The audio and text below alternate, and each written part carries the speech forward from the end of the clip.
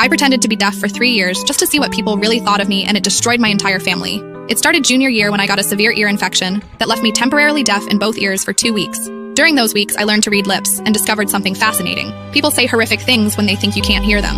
My hearing came back, but I didn't tell anyone. The first thing I learned was that my best friend Sarah called me pathetic behind my back. While sitting right next to me at lunch, she told Jessica how exhausting it was pretending to care about my problems. "She's so needy," Sarah mouthed while I stared straight ahead. My parents were worse. At dinner, my mom would silently mouth things like, "She's falling behind in everything," to my dad. He'd nod and mouth back, "It's probably just a phase." But the real revelation came from my sister Emma. Emma was 2 years older and the golden child. Straight A's, varsity soccer, early admission to Stanford. I thought we were close. I was wrong. One night, Emma brought her boyfriend over to study. I was in the living room, supposedly doing homework. They sat at the kitchen table where I could see them perfectly. "Is she always this pathetic?" her boyfriend asked, gesturing toward me. Emma laughed. "Pretty much. My parents baby her because she's the disappointment. They've basically given up on her being successful like me. Doesn't that bother you?"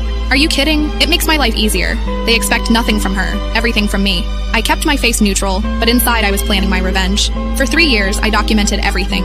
My parents had a betting pool with relatives about whether I'd graduate high school. My guidance counselor told colleagues I was a lost cause. Even my grandmother told my mom she was embarrassed to introduce me to her bridge club. The breaking point came at Emma's graduation party. The whole extended family was there, celebrating her acceptance to medical school. I sat in the corner playing the part of the disabled sister. That's when I overheard my parents talking to my uncle. "We're honestly relieved," my dad said.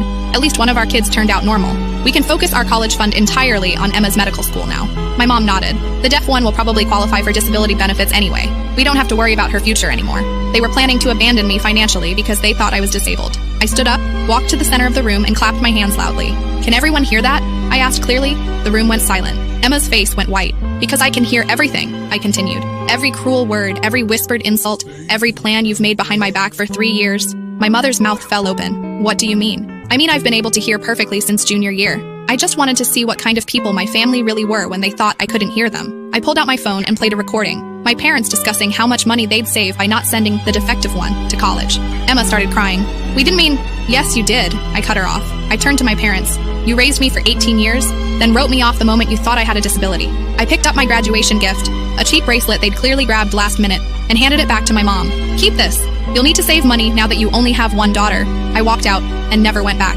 5 years later, I'm finishing my master's degree in psychology. Emma dropped out of medical school after 2 years. Turns out she couldn't handle pressure without her parents doing everything for her. They've tried reaching out, claiming they misunderstood what I heard, but I have 3 years of recordings that say otherwise. Sometimes people ask if I regret the deception. The answer is simple. I regret that it was necessary, but I learned the most valuable lesson of my life. When people show you who they really are, believe them, even when they think you can't hear them.